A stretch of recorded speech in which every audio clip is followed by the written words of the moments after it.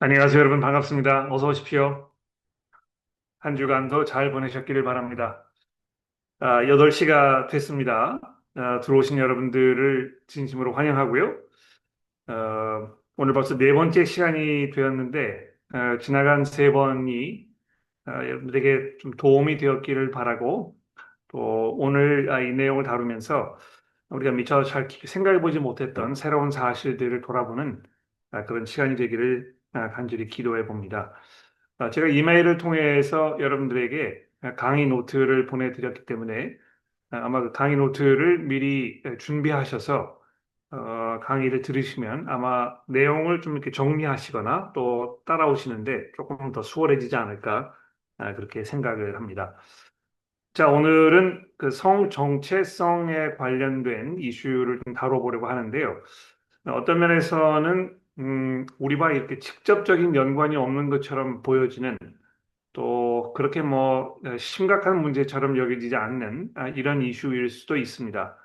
우리 그 한국 사회가 아직도 서양에 비해서 굉장히 보수적이기 때문에 이런 그 이슈들에 대해서 아직도 상당히 그 전통적인 그런 입장들을 취하고 있어서 아마 여러분들이 이 문제에 대해서 그 큰 심각성을 느끼지 못하실지도 모르겠는데 이미 서구 사회에서는 뭐 잘 아시는 대로 이게 이제 심각한 문제로 제기된 지가 굉장히 오래되었고 무엇보다도 이것이 그리스도인들의 삶 속에 아주 밀접한 그 막대한 영향을 미치는 그런 그 중요한 토픽이기 때문에 오늘 이 시간에 함께 이거를 좀 다뤄보려고 생각을 했었습니다. 그럼 제가 기도한 후에 강의를 시작을 해보도록 하겠습니다. 기도하겠습니다. 하나님 아버지 감사합니다. 오늘 저녁에도 저희가 이 중요한 이슈를 돌아보며 하나님께서 성경을 통해서 우리에게 무슨 말씀을 하셨는지 또 그것에 대해서 세상의 사람들이 어떤 생각을 가지고 있었는지 또 왜 우리 사회가 지금 이런 상태에 와 있는지를 아, 모두 돌아보며 우리의 마음과 생각을 정리해 보려고 합니다. 저희를 도와주셔서 이 시간이 복되고 유익한 시간이 되게 도와주시고 무엇보다도 하나님의 마음과 뜻을 깊이 이해하는 그런 시간이 되게 하시고 또 우리가 이웃을 우리 몸처럼 사랑하는 데 있어서 어떤 마음과 생각으로 접근해야 될 것인가를 돌아보는 귀한 시간이 되게 도와주시기를 예수 그리스도 이름으로 간절히 기도합니다. 아멘. 자, 화면에 보시는 이 사진을 아마 그 이미 알고 계시는 분들이 여러 분 계실 것입니다. 이 브루스 제너라는 남자인데요. 미국 사람이고 올림픽 운동 선수였고 굉장히 뭐 그 지명도가 높은 이런 사람이었습니다. 아마 그 켄들 제너라는 그 굉장히 유명한 무슨 모델이 있는데 그 모델이 이제 아버지이기도 했단 말이죠. 그런데 놀라운 것은 이 브루스 제너라는 이 상남자라고 하죠, 보통. 이 남자가 2017년에 성전환 수술을 하면서 나는 이제 여자가 되고 싶다 하면서 이름을 케이틀린 제너로 바꾸고 화면에 보시는 대로 이 베네티 페어라는 그 표지 잡지 모델로 등장했던 것을 보셨을 것입니다. 두 번째 사진도 아마 굉장히 익숙하지 않으실까 생각이 되는데요. 이 앨런 페이지라는 그 영화 배우입니다. 2010년 사진이 이제 왼쪽에 보이는데 그 영화 인셉션에도 등장했던 뭐 굉장히 유명한 그런 배우 아닙니까? 그런데 이 배우가 2021년에 역시 성전환 수술을 하면서 남성으로 이제 이름을 엘리엇으로 바꾸고 남자로 이제 살게 되었다는 것입니다. 뭐 거의 알아볼 수 없을 정도로 신체적인 변화가 많이 있었는데 성전환 수술이 아마 이런 놀라운 효과를 가지고 온 것 같습니다. 이 두 사람은 자기 의도에 의해서, 그러니까 어떤 그 물리적인 방법을 통해서 자기의 그 정체성을 바꾸었던 이런 사람들입니다. 자, 이런 사람들과 반해서 아마 이 화면에 보시는 이 운동선수를 기억하시는 분 계실 것 같은데요. 남아프리카 공화국의 여자 육상 선수였던 이 캐스터 세메나라는 여자입니다. 여자라고 이렇게 보여지기 어려운 그런 그 외형적 모습을 가지고 있는데요. 2009년 그 세계 선수권 대회에서 800m 경기에서 아주 압도적인 그런 기록으로 모든 다른 여성 선수들을 물리치고 우승을 차지했었습니다. 근데 겉모습도 그랬고 성적도 너무 그 놀라웠기 때문에 이 세계 육상 연맹에서 이 성별 검증을 요구했었다는 것입니다. 근데 이 사람이 이제 그 태어날 때부터 이미 여성으로 출생 신고가 되어 있었고, 평생을 이제 여자로 살아왔다, 이제 이렇게 그 항변하면서 자기 억울함을 이야기를 했었는데, 실제로 이 성별 검증을 했을 때 고농도의 이 테스토스테론, 그 남성 그 호르몬이죠. 이것이 많이 검출되었었다고 이렇게 기록이 되어 있습니다. 보통 이 성별 검증을 하고 나서 어떤 그 외부적 여성의 그 생식기를 가지고 있는 것으로 이렇게 보도가 되었습니다만, 이 사람이 이제 그 내부적으로 자궁이라든지 난소라든지 이런 것을 가지고 있었는지에 대해서는 분명하지가 않다고 이렇게 그 언론이나 또 보고서에 기록이 되어 있는 것을 제가 읽어보았습니다. 어, 이런 그 논란에도 불구하고 2012년과 2016년 그 연속으로 올림픽에서 금메달을 땄던 이런 그 전적이 있다는 것입니다. 아마 이 선수도 기억을 하실 겁니다. 2024년 그 올림픽 경기에서 뭐 굉장히 많은 논란이 되지 않았었습니까? 이 알제리의 이제 여성 권투 선수인데 이 선수가 그 상대방을 너무 뭐 무차별하게 그 가격해가지고 선수가 이제 상대방 선수가 기권을 하는 그런 상황이 벌어졌었는데요. 재밌는 사실은 2023년에 국제 복싱 협회가 이 여성 경기 자격 기준을 통과하지 못했다는 것을 사유로 들어가지고 이 선수를 실격 처리를 했었습니다. 근데 그 유감스럽게도 그런 그 조치를 이 그 올림픽 연맹에서 무시하고 이 IOC에서는 올림픽 바로 직전에 이 사람에게 출전 기회를 주면서 이 사람도 역시 굉장히 많은 이런 그 논란의 대상이 되었던 것을 우리가 볼 수 있습니다. 그러니까 이런 그 사건들 이제 우리가 이렇게 돌아보게 되면 이런 그 일들이 굉장히 비일비재하게 일어나고 그래서 많은 논란이 벌어지는 것이 그렇게 놀랍지 않게 아마 느껴질 수 있을지 모르겠습니다만 어, 통계적으로 보셨을 때 그한 연구 보고서에 의하면 남성의 경우 성인 남성의 경우에 1만 명 중에 1명 정도 또 성인 여성 경우에는 3만 명 중에 1명 미만이 이 젠더 불쾌감을 경험하는 것으로 나타났다 이렇게 기록이 되어 있습니다. 물론 뭐 이런 그 수치는 연구의 결과 누가 연구했는지에 따라서 뭐 크게 그 차이가 납니다만 그 아래 이제 제가 그 연구 문헌들 여러 가지 뭐 논문이라든지 이런 거를 제가 적어드렸는데 이건 뭐 보시라고 적어드린 건 아니고 굉장히 많은 이런 그 문제에 대해서 활발한 연구가 이루어지고 있다는 것입니다. 그런데 이제 그 이런 연구 결과가 굉장히 서로 다른 그런 결과를 가지고 오고 있어서 이게 이제 그 통합적인 어떤 그 통계를 내기가 쉽지 않습니다만 굉장히 많은 분들이 대부분 경우에 남성 경우에 약 한 0.01% 정도 뭐 여성 경우에 이제 그보다 더 훨씬 적은 숫자가 되겠죠. 그래서 극소수의 사람들이 이런 그 경험을 하는 것으로 이렇게 결과가 나와 있습니다. 근데 이 내용을 이렇게 보시면서 이 젠더 불쾌감, 젠더 디스포리아라고 되어 있는데요. 이게 무슨 말인가 조금 의아해 하실지 모르겠습니다. 사실 이 성 정체성의 문제를 얘기할 때는 아마 무엇보다도 이 용어 정의를 잘 해야 될 것 같아서 제가 이제 몇 가지 그 용어 정의를 조금 설명을 드려보도록 하겠습니다. 우리가 이제 보통 그 젠더라는 이런 그 영어 단어를 이제 사용을 하는데요. 이 젠더라는 말이 통상적으로 성별, 남녀를 구별하는 그 성별이라는 말과 거의 구별 없이 사용이 되어 왔습니다.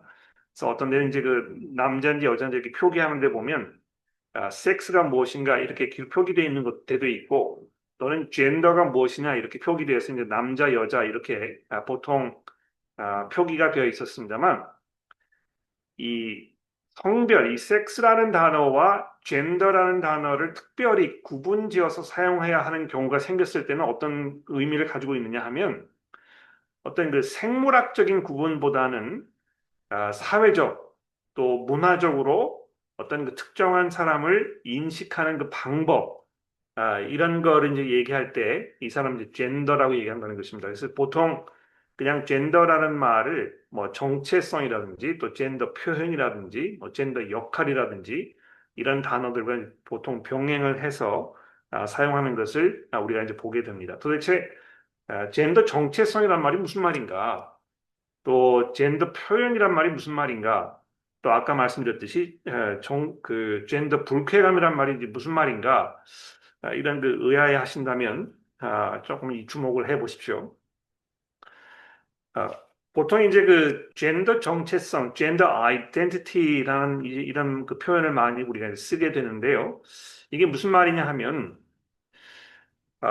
자신을 어떻게 인식하며 또 어떤 식으로 내가 나를 알려지기 원하는가 또 정의되기 원하는지를 의미하는 말이라는 것입니다. 그러니까 이게 조금 그 잘 이해가 되지 않을지 모르겠습니다. 남자면 남자고 여자면 여자지. 남자가 뭐 어떻게 그 다른 방법으로 알려지기를 원할 수 있겠는가? 이제 이렇게 그 의문을 가지실지 모르겠습니다만 그런 사람들이 있다는 것입니다. 그러니까 내가 그 생물학적으로는 남성의 몸을 가지고 있지만 나는 남성으로 인식되거나 또 남성으로 알려지거나 남성으로 대우받기를 원치 아니하고 나는 여성이 되고 싶다. 이런 그 생각을 가지고 있을 수 있지 않겠습니까?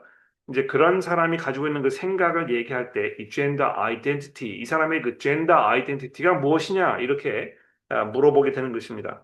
그러니까 이 사람의 섹스가 무엇이냐 이렇게 했을 때는 어떤 생물학적으로 이 사람이 남자냐 여자냐 이렇게 얘기하는 것입니다만 이 사람의 그 젠더 아이덴티티가 무엇이냐 이렇게 물어봤을 때는 이 사람이 지금 남자로 알려지길 원하는가, 여자로 알려지길 원하는가, 또 그 밖에 다른 뭐 어떤 다른 성으로 알려지길 원하는가, 이런 개념이라는 것입니다. 그래서 이제 보시면 그 일반 사람들은 그 생물학적 특성에 따라서 자신의 성별을 인식하는데 아무런 문제가 없습니다. 그렇죠? 남자로 태어났으면 뭐 남자라고만 생각하고 여자로 태어났으면 나는 여자라 이렇게 인식하는데 아무런 문제가 없다는 것이죠.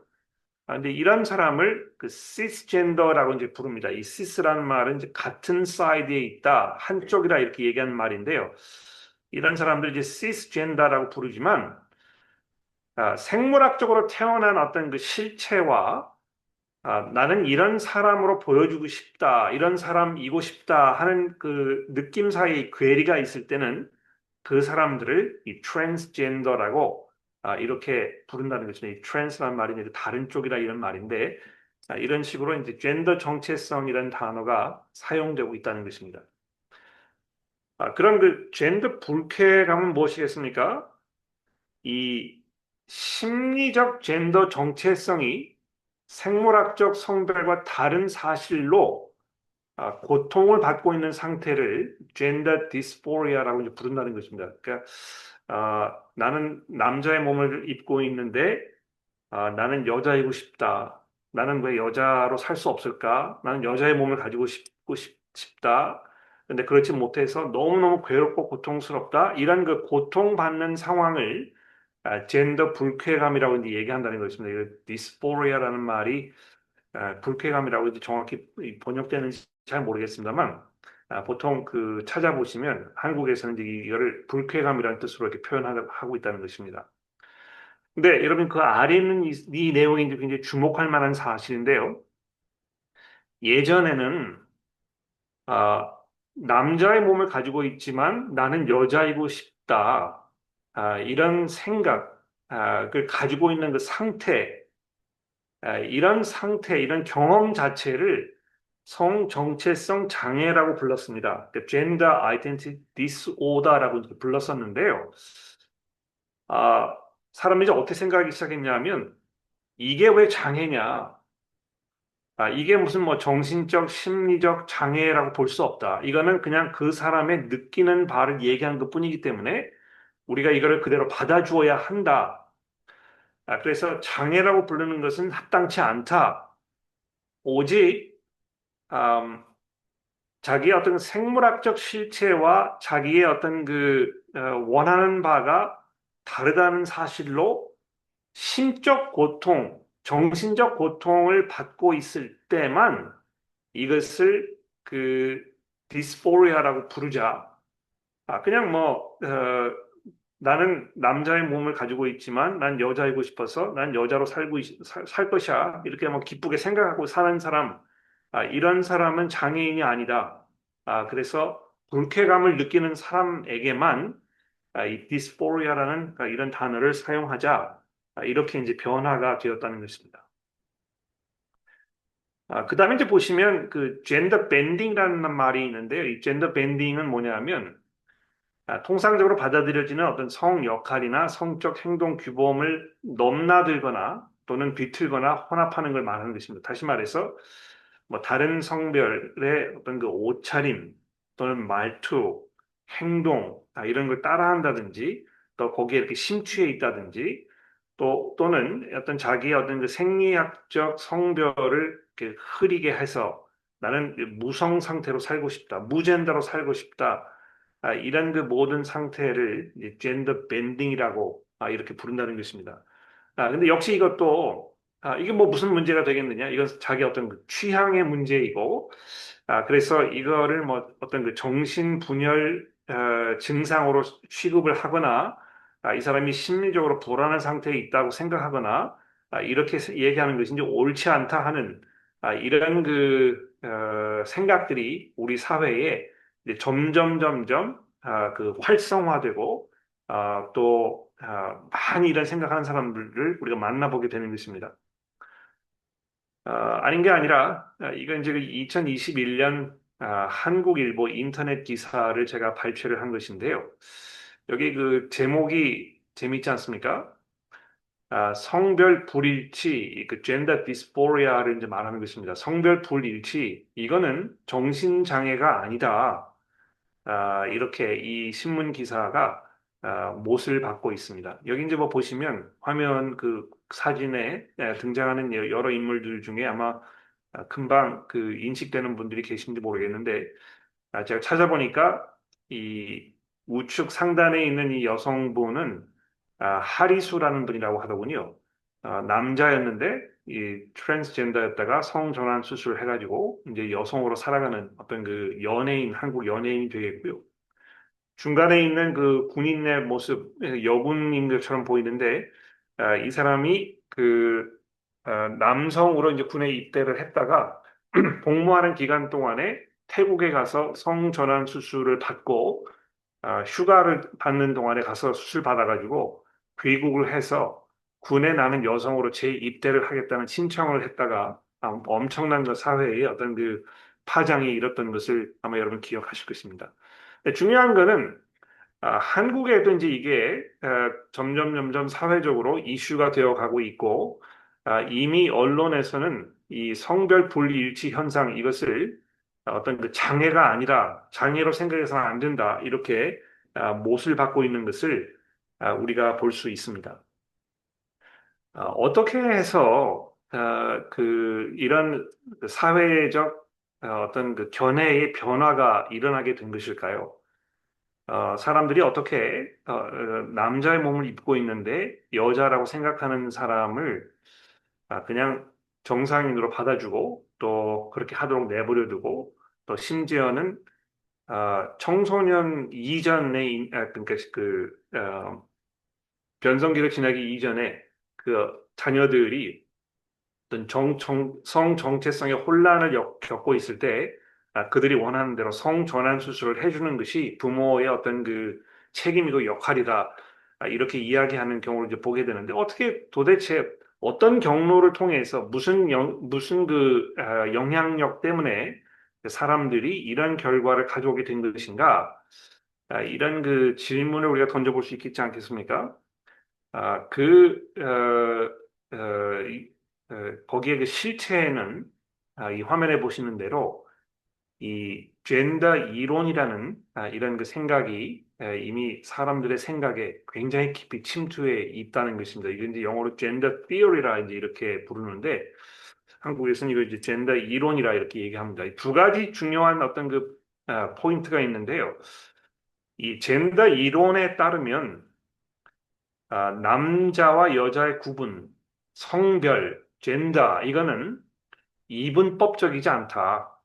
꼭 남자와 여자라고 딱 둘로 구분해서 이야기할 수 없다.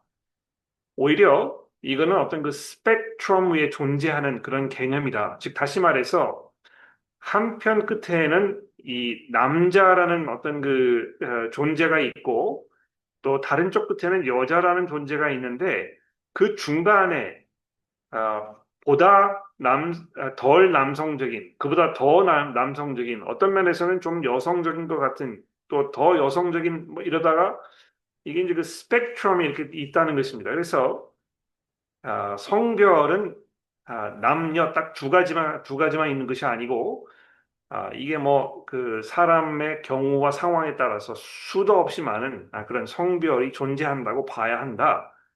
이것이 이제 그 젠더 이론입니다. 그렇기 때문에 더 나가서 젠더는 고정된 것이 아니고 유동적이라는 것입니다. 그러니까 한때는 남자였다가 또 어떨 때는 여자이고 싶어지면 여자로 했다가 또 덜 여자이고 싶으면 좀 남성적이었다가 이런 식으로 왔다 갔다 하면서 마치 물이 높은 데서 낮은 데로 흘렀다가 또 반대 방향으로 돌아가고 막 이렇게 하는 것처럼 이게 고정된 것이 아니고 유동적인 것으로 봐야 한다. 이것이 이 젠더 이론의 기본적인 개념이라는 것입니다. 아마 여러분들은 이제 이런 이야기를 들으시면서 도저히 납득을 할 수가 없다. 어떻게 사람들이 이렇게 생각을 할 수 있을 것인가? 이런 의문을 가질지 모르겠습니다만, 많은 사람들이 이미 이렇게 생각을 하고 있을 뿐만이 아니고, 제가 이제 오늘 이 이슈를 꼭 다루어야 되겠다고 생각했던 그 중요한 이유 중에 하나는 이 이슈 속에는 나는 누구인가, 나라는 이 존재를 어떻게 정의할 것인가에 관련된 아주 중요한, 아주 기본적이고 중심적인 이런 문제가 여기에 결부되어 있기 때문에 이 문제를 우리가 접근하지 않을 수 없다는 것입니다. 자, 나는 누구인가라는 이 문제를 앞에 놓고 봤을 때, 이 다음 문장을 한번 생각해 보십시오. 자아는 하나님께서 정하신 질서 혹은 관계나 공동체 속에서 형성되는 것이 아니라 개인의 내면을 들여다봄으로써 발견되고 밖으로 표현되는 것이다. 이런 문구를 제가 가져왔습니다. 이 자아라는 것은 개인의 내면을 들여다봄으로써, 그러니까 내가 지금 내 마음 속에서 또 내 생각 속에서 심리적으로, 정서적으로 나는 뭘 원하는가, 나는 어떤 사람이고 싶은가, 이거를 아주 깊이 들여다 보았을 때 비로소 자아가 발견되는 것이고 그냥 발견되는 데서 그치지 않고 이거를 밖으로 표현하여야 한다 이렇게 이야기하고 있습니다. 그러니까 이거는 위에 보시면 하나님께서 정해놓으신 질서라든지 또는 어떤 그 인간관계나 공동체 속에서 형성되는 그러니까 밖에서부터 내게 주어지는 어떤 것이 아니고 내가 내 안으로부터 찾아가지고 이걸 끌어내는 것이라고 이렇게 생각한다는 것입니다. 자, 이 문구는 제가 쓴 문구는 아니고 어, 이 칼 트루먼이라는 웨스트민스터 신학교의 그 교수님께서 쓰신 The Rise and the Triumph of the Modern Self라는 이 책의 한 문장입니다. 그러니까 이칼 트루먼 교수님이 이 현대인들이 어떤 식으로 자아를 생각하는가를 설명하는 설명인데요. 제가 꽤 오래전에 이 책을 설교 시간에도 여러분들에게 좀 권해드린 적이 있었습니다만, 제가 검색을 해보니까 이게 이제 한글로 번역이 되어 있습니다.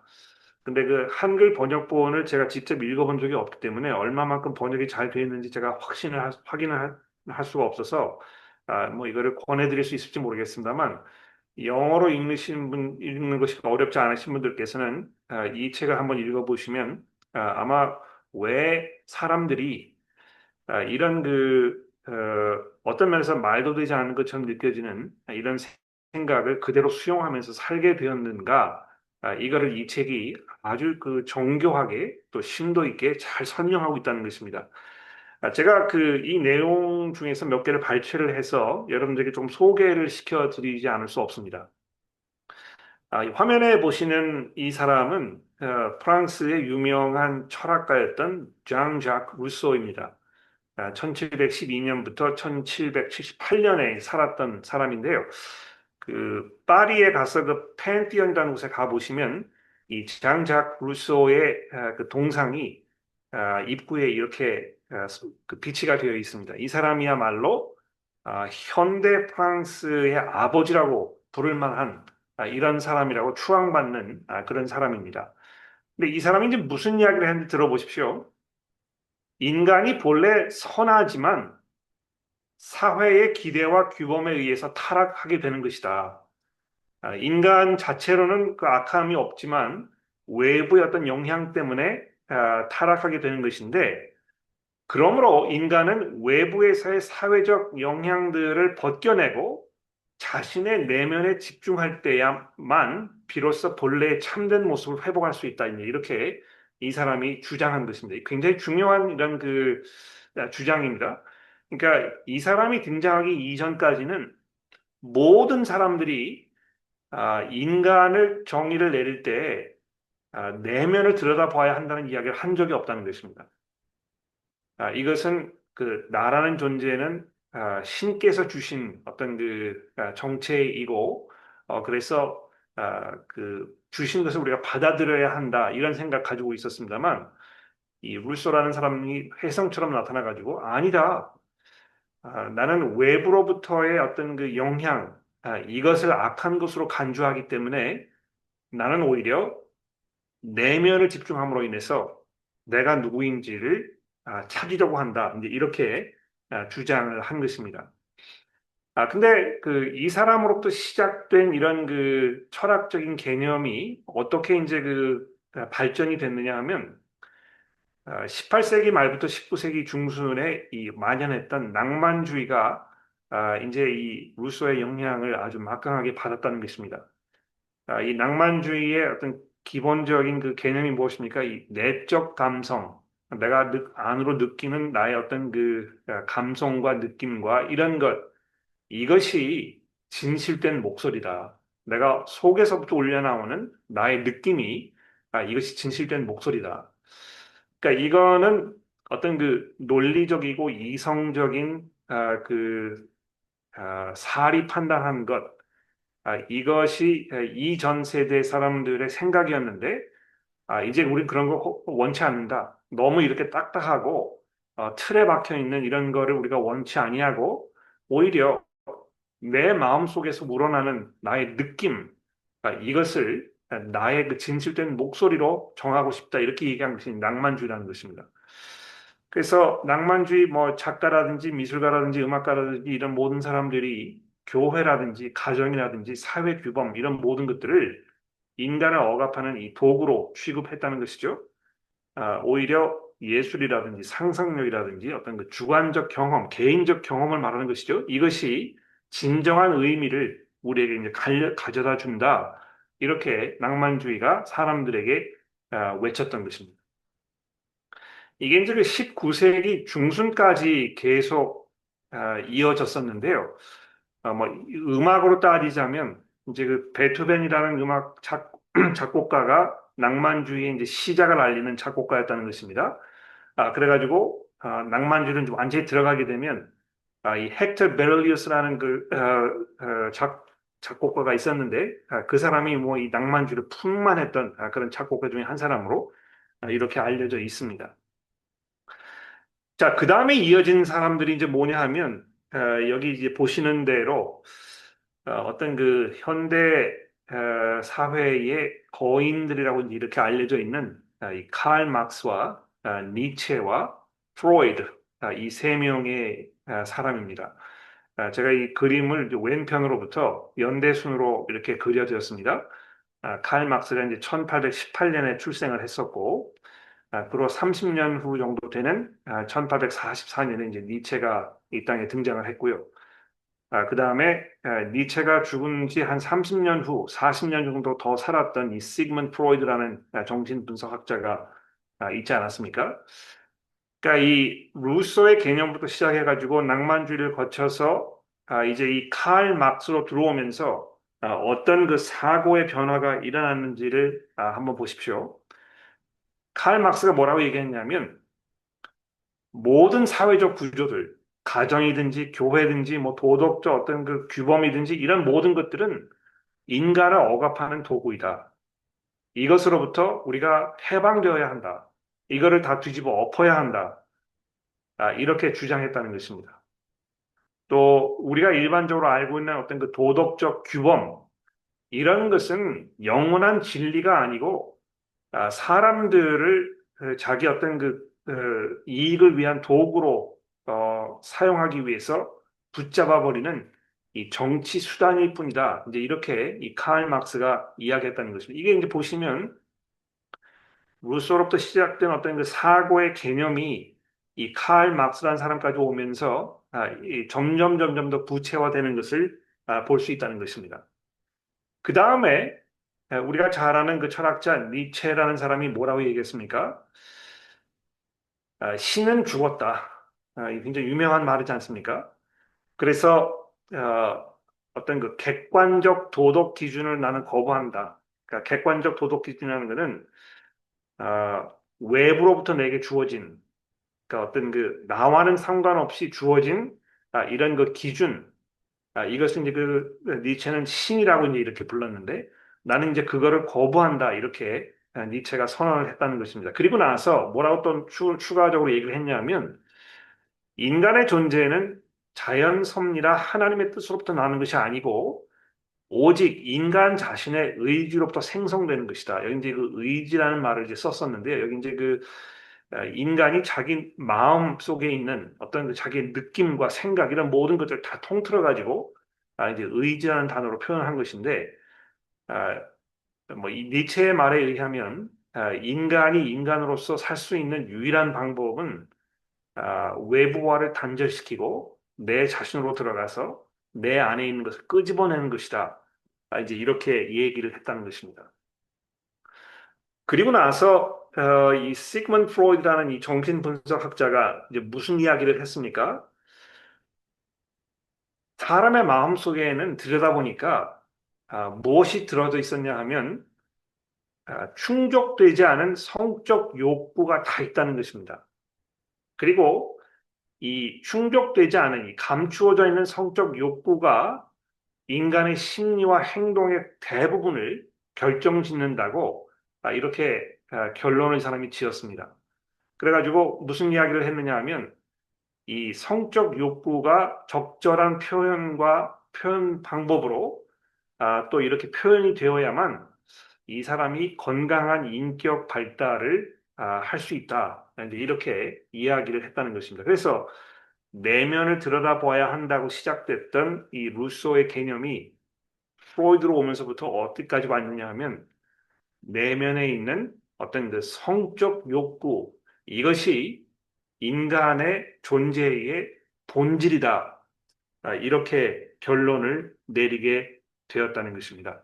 여러분 이게 이제 굉장히 중요한 표현입니다. 아, 인간이 인간답게 되기 위해서 가장 중요한 것이 무엇이겠습니까?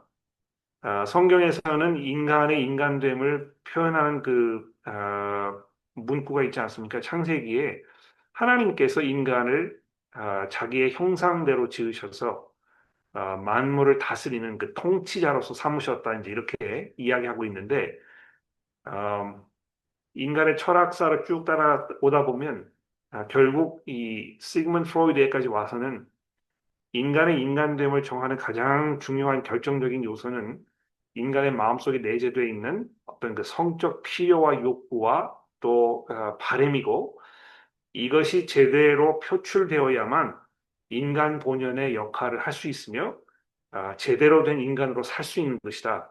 이렇게 정의를 내리게 되었다는 것입니다. 어, 자, 그래서 음, 이 변천 과정을 제가 이렇게 간단하게 설명을 해 봤습니다. 자신을 드러내고 표현해야 하는 개인 중심의 세계관에 우리가 이제 도달을 해 있는데요. 이거 잘 들어보십시오. 요즘에 그 현대인들은 자기 안에 무엇이 있는지를 드러내고 이거를 표현해야 할 절대적인 필요성을 느낀다는 것입니다. 그러니까 성 정체성의 문제를 안고 있는 사람이 예전에는 그냥 그러지 않은 척, 뭐 감추고 살면서 평생을 내적으로만 고민하다가 목숨을 잃고 뭐 자살하기도 하고 막 이랬었는데 이제는 그런 시대가 아니다. 이거 고민할 필요도 없고 자기 안에 있는 어떤 그 성적인 필요가 있다면 이거 아주 자유롭게 표현하고 드러내고 또 이것을 자기의 권리로 생각하고 그래서 자기 중심적으로 이 세계를 바라보는 이런 시선을 갖는 것이 이 참 인간의 인간됨을 회복하는 것이다. 이렇게 생각하게 되었다는 것입니다. 그러니까 이 보시면 이 현대 사회 이전 어떤 그 교회가 어떤 막강한 영향을 가지고 있었을 때부터 시작을 해가지고 이게 점점 변천되면서 이제 현재 시대에는 개인의 실체가 내 안에 있는 감성의 문제이고 이 감성 중심에는 이 성의 욕구가 있는 것이다.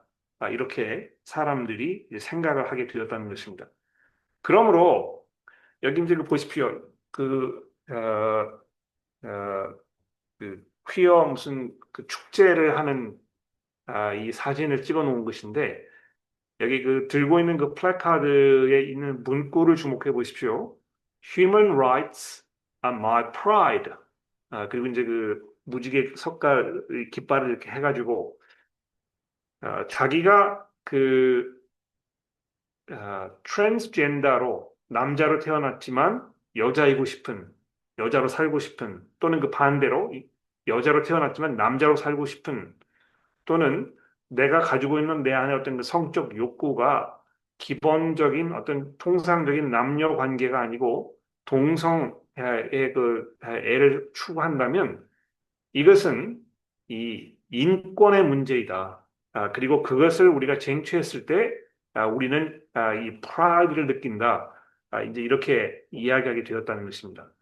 그래서 개인이 자신의 성적 취향을 만끽하도록 보장해 주는 것은 그 사람의 인권이 걸린 이 중대한 문제이기 때문에 이게 이제 이 성소수자들을 중심으로 사회가 이제 돌아가게 되는 이런 상황에까지 우리가 오게 되었다는 것입니다.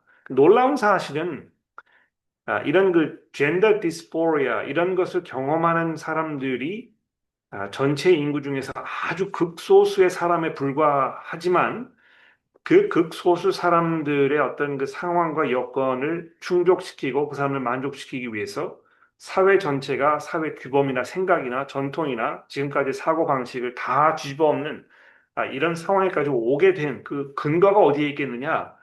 이 문제를 이 칼 출먼이라는 분이 아주 정확하게 그 책에다가 설명해 놓았다는 것입니다. 제가 강력하게 권해드리고 싶습니다. 자, 우리가 해야 할 일은 무엇이겠습니까? 과연 성경이 이 문제에 대해서 이제 뭘 얘기하고 있는가를 우리가 이제 정리를 해봐야 되지 않겠습니까? 성경에서는 뭐 두말할 여유도 없이 우리가 이제 창세기 있는 말씀을 다시 한번 읽어보지 않을 수 없겠는데요. 하나님께서 이르시되 우리의 형상을 따라 우리의 모양대로 우리가 사람을 만들고 하나님이 자기의 형상 곧 하나님의 형상대로 사람을 창조하시되 남자와 여자를 창조하셨다. 이렇게 창세기 1장이 이야기하고 있습니다. 여기에 그 중요한 포인트는 무엇입니까? 하나님께서 정하신 성별은 남자와 여자 둘뿐이라는 것입니다. 그러니까 이 그 젠더 이론에 따지면 이게 그 스펙트럼이고 거기 뭐 수많은 어떤 젠더가 존재할 수 있다 이제 이렇게 이야기했지만 하나님께서 아주 분명하게 그렇지 않다. 남자와 여자를 하나님께서 창조하셨다고 이렇게 이야기하고 있습니다. 더 나아가서 창세기 2장 24절에 있는 말씀이 이제 굉장히 중요한 말씀이 되겠는데 잘 들어보십시오. 이러므로 남자가 부모를 떠나 그의 아내와 합하여 둘이 한 몸을 이룰지로다. 아담이 그의 아내 두 사람, 아담과 그 아내 두 사람이 벌거벗었으나 부끄러워하지 아니하니라 이렇게 되어 있습니다. 여기 이제 그 남자와 여자를 설명을 할 때 그냥 그 남자의 어떤 내면에 들어가서 그 사람의 마음속에 무엇이 있는가 이것으로 이렇게 정의를 내리지 아니하고 남자는 그의 아내와 여자는 그의 남편과 이 관계 속에서 어떤 이 젠더의 정체성이 이 발견되고 있다는 것입니다. 그래서 아담이 있고 그의 아내가 있고 하와가 있고 그의 남편이 있고 이렇게 해가지고 어떤 그 생물학적 성별은 젠더 정체성이나 젠더 역할과 분리되어 생각될 수 없다는 이것을 성경이 아주 분명하게 우리에게 말씀해주고 있다는 것입니다. 이 뭐 젠더 정체성 이건 뭐 남자로 태어났지만 나는 여자이고 싶어 이렇게 이야기하는 것이 결코 성경적인 방법일 수 없다는 것을 우리가 분명히 정리를 해야 될 것입니다. 이런 사실을 예수께서도 마태복음 19장에서 말씀하지 않았습니까? 창세기는 말씀을 인용하시면서 구약 성경에 있는 이 남자와 여자의 그 구분 방법, 기준 이런 것들을 예수께서 그대로 수용하시면서 말씀하고 계시는 것을 우리가 볼 수 있습니다. 자, 이제 이런 거를 따져 보게 되면 이게 이제 그 중요한 어떤 그 정리가 이제 되겠는데요. 성경이 말씀하는 인간이라는 존재는 심신적 존재라는 것입니다. 아마 이 심신적 존재라는 그 표현 방법이 좀 생소하게 느껴질지 모르겠는데, psychosomatic이라는 그 영어 단어의 한글 번역 말입니다. 이 somatic이란 말이 있지 않습니까? 이 soma라는 그 말은 헬라어로 이제 몸, 육체를 말하는 것입니다. 그 마태복음 20장에 있는 말씀도 옆에 적어드렸는데, 몸은 죽여도 할 때 거기에 있는 그 몸은 이 소마라는 말이거든요. 그래서 그 소마라는 말 여기 이제 사이코소매틱 할 때 그 소마라는 말이 몸이라는 말입니다. 몸은 죽여도 영혼은 이제 영혼이라는 말을 헬라어로는 이제 사이케라고 이제 이렇게 우리가 읽는데 여기 그 사이콜로지 할 때 그 말 이것이 이제 사이케에서 온 것입니다. 그래서 보통 이제 뭐 육체가 있고 그다음에 이제 뭐 감정이라든지 영혼이라든지 뭐 이 그 영어로 이제 그 spiritual 말이 있기도 하고 soul이란 말이 있기도 하고 이제 이런데 보통 육체가 아닌 어떤 그 인간의 다른 요소 이걸 통틀어서 이야기할 때 이 psyche라 이제 이렇게 얘기를 한다는 것입니다. 그래서 예수께서도 말씀하셨을 때 인간을 이야기하시면서 몸과 이 영혼을 한 가지로 묶어서 말씀하시는 것을 볼 수 있다는 것입니다. 그러니까 이게 이제 굉장히 중요한 포인트죠. 왜 그렇습니까? 현대인들은 몸은 몸이고 내적 어떤 뭐 그 사람 또는 뭐 이 영혼 그 느낌 감정 이런 거는 별개의 문제다. 이렇게 구분지어서 생각을 하려는 이런 성향이 이제 굉장히 강해지는 것인데요.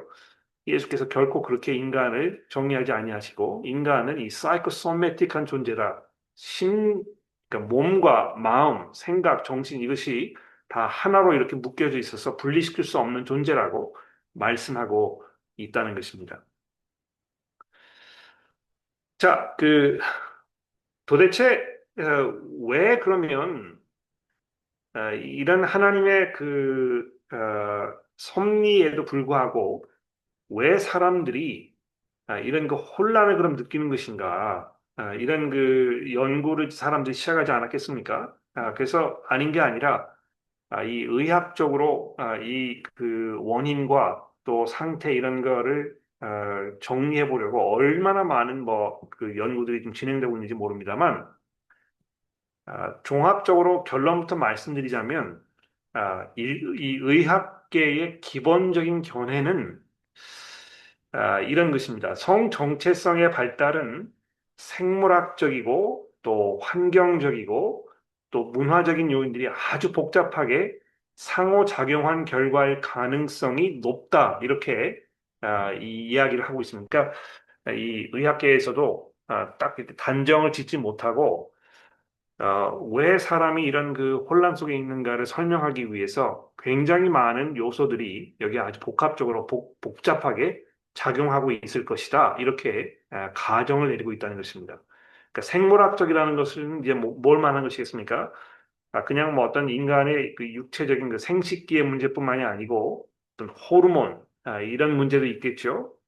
또 환경적, 이 사람이 그 어떤 주변 사람들의 영향력 아래서 살았는가, 뭐 아버지 없이 또는 어머니 없이 이런 환경 속에서 자랐는가, 또 뭐 남성이 뭐 굉장히 강렬한 어떤 그 영향력을 발휘하는 상태에서 자라난 여성인가, 뭐 이런 요소들이 성 정체성을 정하는 데 있어서 막대한 영향을 미친다.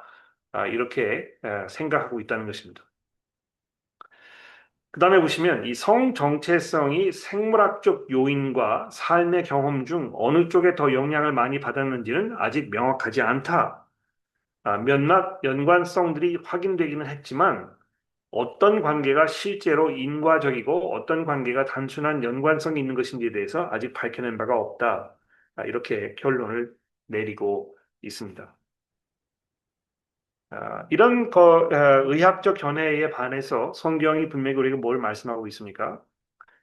인간이 죄로 인해서 타락하게 되었고, 그런 그 타락이 인간의 삶의 모든 그 면에서 막대한 영향을 미치고 있다는 것입니다. 인간의 사고력이라든지, 인간의 그 행동 범위라든지, 인간의 성생활이라든지, 인간의 감정이라든지, 이 건강이라든지, 또 서로 관계하는 면에서라든지, 하여튼 인간이 존재하고 있으면 그 사람이 그 활동 범위 내에 있는 모든 문제들이 이 죄에 의해서 영향을 받았다는 것입니다.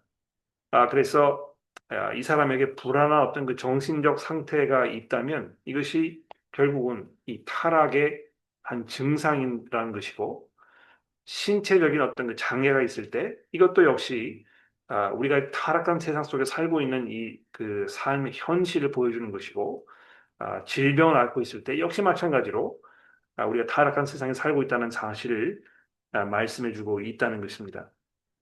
그래서 겉으로 멀쩡하게 남자로 이렇게 보이는데요. 나는 남자의 몸을 입고 있지만 실은 나는 내 자신이 여자라고 생각해. 나는 여자로 살고 싶어. 이런 그 느낌을 받는 사람들이 있다는 것입니다. 그리고 이것은 왜 이 사람이 이런 지경까지 가게 됐는지에 대해서는 뭐 여러 가지 복합적인 이유가 있다는 것이 의학적인 그 설명입니다만 성경에서는 이것이 인간의 어떤 그 타락의 결과라고 말씀해주고 있다는 것입니다. 그 중요한 사실은 마태복음 19장에 있는 이 말씀이 되겠는데요. 예수께서 여기서 무슨 말씀을 하셨는지 들어보십시오. 어머니의 태로부터 된 고자도 있고 그 고자라면 그 유닉이란 말이죠.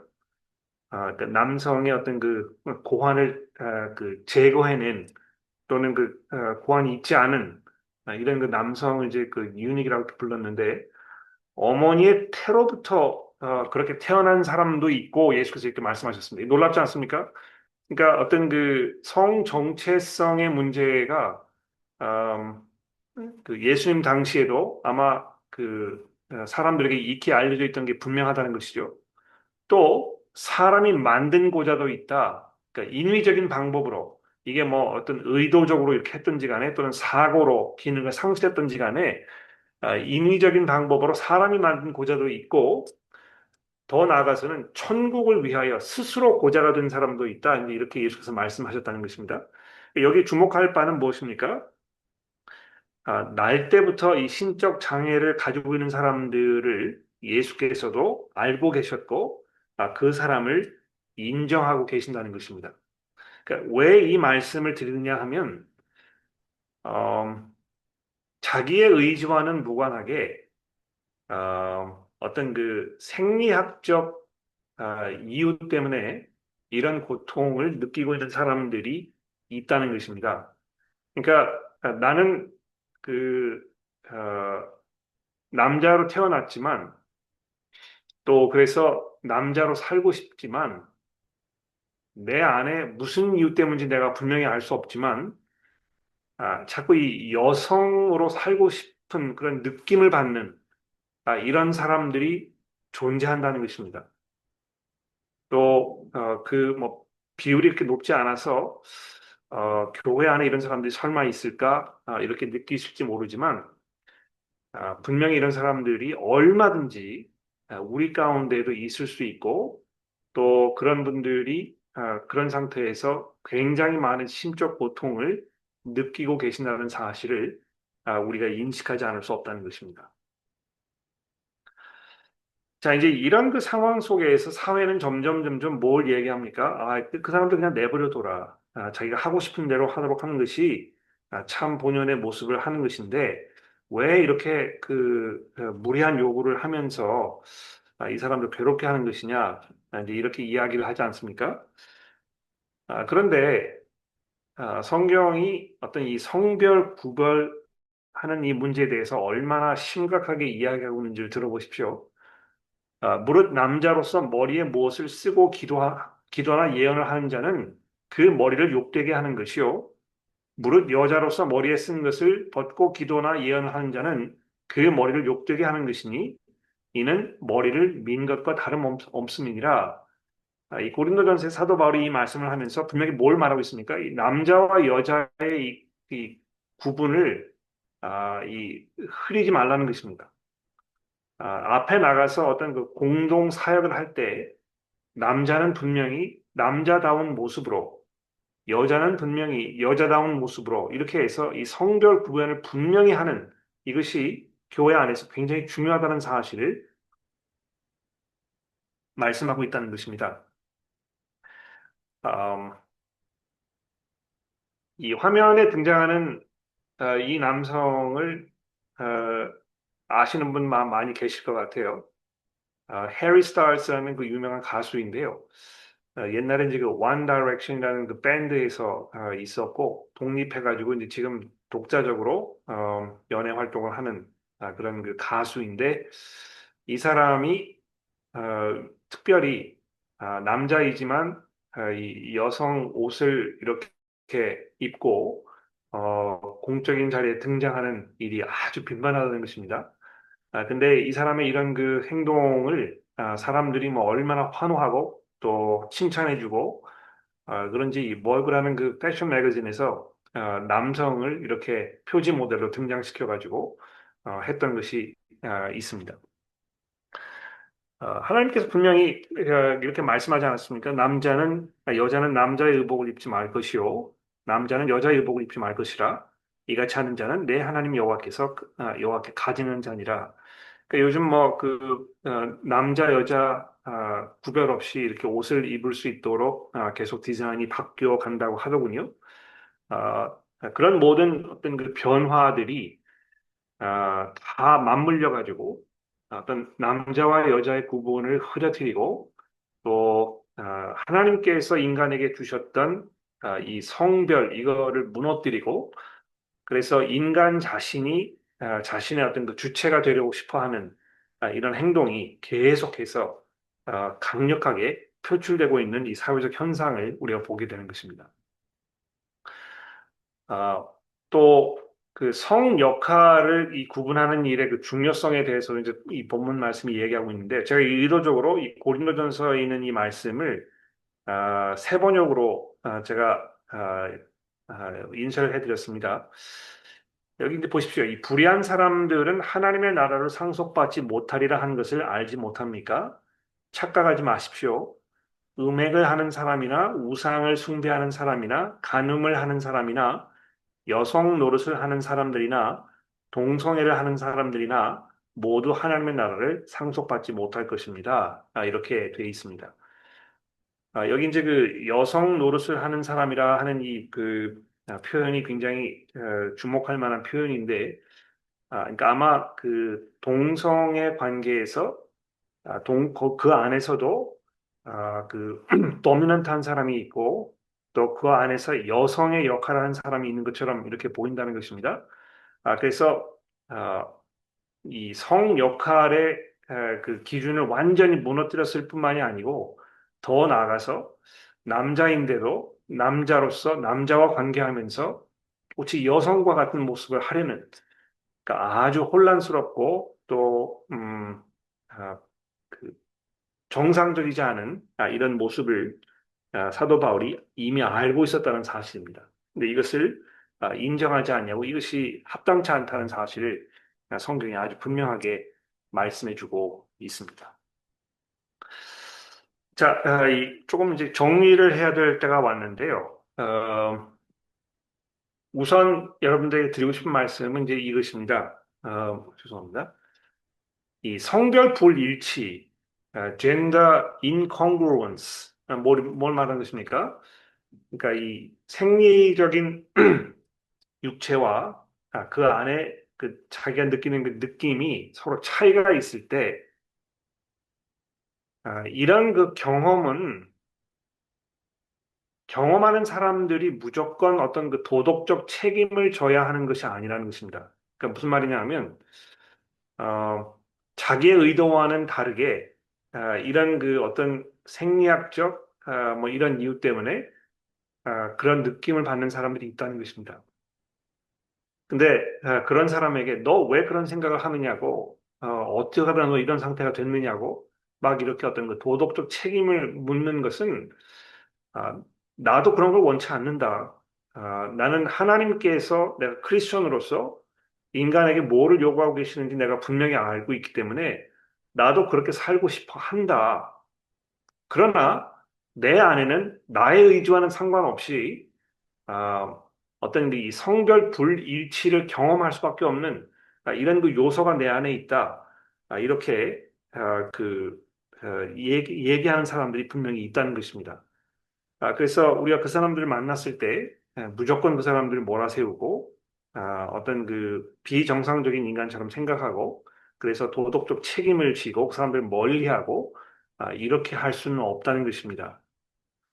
두 번째로 정말 중요한 것은 그런 상태에 어떻게 반응하는가 이게 이제 중요하다는 것입니다. 그러니까 나는 뭐 남자의 몸을 가지고 있지만 여자가 되고 싶기 때문에 의도적으로 내가 젠더 밴딩을 해야 되겠다. 그래서 뭐 아까 보여드린 것처럼 여자의 옷을 계속 입는다든지 여자 행세를 한다든지 또 여자의 경우에는 남자처럼 이렇게 한다든지 남자 옷을 입는다든지 남자처럼 행세를 이런 모든 것들 이런 그 고의적인 성별 지우기와 달리 성별 불일치 경험은 대체로 비자발적 고통으로 보이며 그런 의미에서 그 경험 자체에 대하여 당사자들이 도덕적 책임을 지는 것이 아니라는 것입니다. 따라서 성별 정체성의 문제로 어려움을 겪는 이들을 향해서 우리가 보여야 할 첫 번째 반응은 어떤 정죄나 책망이 아니라 그 사람들을 향한 연민과 우리가 어떻게 도울 것인가, 도와줄 것인가, 이것을 우리가 교회로서, 성도로서 가장 먼저 생각해야 될 것이라는 것입니다. 자, 이 결론을 몇 가지 내려드리고 이제 정리를 해보도록 하겠습니다. 일곱 가지를 제가 적어드렸는데요. 첫 번째로, 새 창조와 부활 생명 안에서만 우리가 온전한 평안과 온전함을 누릴 수 있다고 말씀드렸습니다. 그러니까 이 새 하늘과 새 땅이 완성되기 이전까지는 우리가 불완전한 상태에서 살 수밖에 없는데, 어, 두 번째로 이 성 정체성 문제나 젠더 불일치와 같은 이 개인적 시련 그 고통, 이것이 어, 평생 계속 이어질 수 있고, 우리가 거듭나서 하나님의 나라에 들어갔을 때에만 사라질 것이, 사라질 수 있을 것이라는 그런 가능성이 우리에게 있다는 것입니다. 두 번째로, 성 정체성 문제나 젠더 불일치와 같은 개인적 시련과 고통을 겪는 사람들을 포함한 모든 그리스도인들은 하나님의 사랑 안에 있는 그리스도 몸의 일부라는 것입니다. 그러니까 이거는 성 정체성의 문제로 인해서 남성이지만 여성으로 살고 싶어 하는 것을 인정해 준다거나 또는 젠더 불일치의 어떤 그 고통을 받고 있기 때문에 그거를 해소해 주기 위해서 뭐 성전환 수술을 인정해 준다거나 이런 걸 말하는 것이 아니고 그런 가운데에서 심적 고통을 겪고 있는 그 형제 자매들이 있을 때 그 사람들도 그런 고통에도 불구하고 그들이 그리스도의 그 은혜 안에 있는 몸의 일부라는 사실을 우리가 인식하고 그래서 그들을 형제 자매로 우리가 받아주고 보호하고 사랑하고 이럴 의무가 우리에 분명히 있다는 것입니다. 세 번째로 이 하나님의 창조 섭리는 생물학적 성별과 젠더를 이 불가분의 관계로 설명하고 있다는 사실을 우리가 다시 한번 정리해야 되겠습니다. 그러니까 나눌 수가 없는 것입니다. 이게 그 별개의 문제가 아니라는 것입니다. 네 번째로, 이 성별 불일치의 경험은 죄로 인해서 타락한 인간이 겪는 고통의 일부라는 것입니다. 그러니까 이게 뭐 의학적으로 이제 설명을 우리가 뭐 할 수 있겠습니다만, 그럼에도 불구하고 성경에서 분명히 이야기하는 것은 인간이 타락하였을 때 일어나는 여러 가지 어떤 질병이라든지 장애라든지 죽음이라든지 고통이라든지 이런 모든 것의 부분이라는 사실을 분명히 이해하고 있다는 것입니다. 다섯 번째로, 하나님께서는 젠더 불일치의 고통 중에 있는 사람들을 사랑하실 뿐만 아니라 그들에게 이 회복을 주실 수 있습니다만, 하나님께서는 그 회복을 현세에 온전히 누리도록 약속하지는 않으신다는 것입니다. 그러니까 이런 그 고통 중에 있으신 분들이 그 고통을 안타깝지만 평생 동안 안고 가셔야 할 이런 짐일 수 있다는 것이죠. 그러니까 이분들이 얼마나 평생 동안 고통 속에 살아야 하는가 우리가 이제 그 안타까운 마음이 들 텐데 음, 그런 면에서 정말 우리가 속히 하나님의 나라가 이 땅에 완성되기를 기도하지 않을 수 없다는 것입니다. 여섯 번째로 인간은 이 심신적인 존재이며 아까도 말씀드렸습니다만 이 사이코소매틱이라는 그 존재이기 때문에 이 뭘 말하는 것이냐 하면 하나님께서 주신 몸을 감사함으로 받고 존중하는 삶이 옳은 것이라는 것입니다. 그러니까 뭐 그런 느낌을 받으시는 분이 있어요. 나는 여자이고 싶은데 왜 남자의 몸을 내가 가지고 있을까? 나는 내 몸을 혐오하고, 난 이거 정말 원치 않고, 이런 그 불평과 불만과 불안 속에 많은 분들이 불안 속에 살 수 있다는 것이죠. 근데 그렇게 하는 것이 아니고, 내게 주신 이 하나님, 내 몸은 하나님의 선물이기 때문에 이것을 내가 감사함으로 받고 이것을 존중하고 거기에 맞춰서 사는 것이 성도로서의 올바른 삶의 모습이라는 것입니다. 물론 이 불일치의 고통을 느끼시는 분들은 그런 감사함으로 사는 그 삶이 쉽지 않을 것입니다.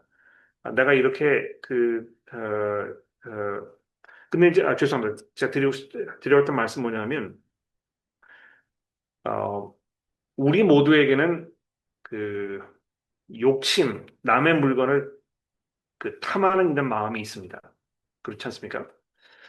그런데 내 마음속에 그런 그 욕구가 있다고 해서 그걸 정당화할 수는 없습니다. 그런 욕구가 있을 때 우리가 해야 할 일은 그것을 잘 다스리고 억제하고 그래서 하나님의 말씀에 순종하여 내 마음속에 있는 욕심을 겉으로 표현하지 않는 이것이 하나님 원하시는 경건한 삶의 방법이라는 것입니다. 마찬가지로 내 안에 어떤 특정한 성적 욕구를 내가 느낀다고 하더라도 그것을 내가 그대로 실행하지 않고 오히려 하나님의 그 뜻에 맞추어서 이거를 절제할 줄 알고 다스릴 줄 아는 이러한 것이 우리의 그 주신 몸을 감사함으로 받고 존중하는 삶의 모습이라는 것입니다. 마지막으로 하나님께서 정하신 남녀 구별은 하나님의 지혜와 은혜의 표현이기 때문에 따라서 모든 성도들이 이것을 감사함으로 받는 것이 마땅하다고 정리를 해드렸습니다. 자, 이제 이렇게 해서 이 이슈에 대해서 드리고 싶은 말씀을 이제 다 드렸는데요. 사실 그 굉장히 광범위하고 또 어려운 문제이기 때문에 여러분들이 가지고 계실 수 있는 모든 문제들을 제가 다 해결해 드렸다고 생각이 들지 않고 아마 그 질문들이 더 많이 생기지 않았을까 하는 염려가 있기도 합니다. 혹시 그러셨다면 저에게 문자로 질문을 보내주시거나 또는 더 보충 설명이 필요하시면 제게 알려주시면 대단히 감사하겠습니다. 아, 세미나를 들으시는 분들이 나중에 그 느끼신 바나 소감 특별히 주목할 만했던 점들 이런 것들 이제 문자로 보내주시고 하는데 이제 그런 게 굉장히 도움이 많이 됩니다. 그래서 여러분들의 어떤 리스폰스를 제가 기다리도록 그렇게 하겠습니다. 시간이 많이 지났으므로 이제 제가 기도하고 세미나는 마치겠고요. 질문이 있으시다면 남아서 질문하셔도 되겠습니다. 기도하겠습니다. 하나님 아버지 감사합니다. 어려운 주제이지만 저희가 왜 세상 사람들이 이런 어, 지경에까지 오게 되었는지, 그러나 하나님께서는 그것을 어떻게 우리에게 말씀하고 계시는지, 또 그런 어려움을 겪고 있는 분들 우리가 어떻게 돌아봐야 할 것인지 잠시 생각해 보았습니다. 하나님, 이런 어려운 상황들을 우리가 돌아보면서 속히 주의 나라가 이 땅에 속히 완성되기를 저희가 간절히 기도합니다. 오직 그때가 되었을 때에만 우리를 얽어매고 있는 모든 고통과 짐들이 해결될 것임을 우리가 믿음으로 고백하며 주의 은혜 가운데에서 그날이 속히 오기를 간절히 기도합니다. 그러나 그날을 기다리는 동안에 우리 가운데, 우리 주변에 성도들 가운데 이런 그 문제로 고통을 당하고 있는 분들 계시다면 하나님 그들을 아, 지켜주시고 또 그들의 받는 유혹 속으로 빠져들지 않도록 하나님께서 지켜주시며 또 교회를 통해서 성도들을 통해서 우리들을 통해서 그들을 격려하고 위해서 기도하며 또 하나님의 말씀으로 가르치는 일에 게으르지 않도록 저희 모두를 도와주옵소서. 혹시 우리 가운데 이런 어려움을 겪고 있는 분들 계시다면 우리 교회를 통해서 그분들에게 따뜻한 사랑과 위로와 격려가 주어지는 은혜도 있도록 도와주시기를 예수 그리스도의 이름으로 간절히 기도합니다. 아멘.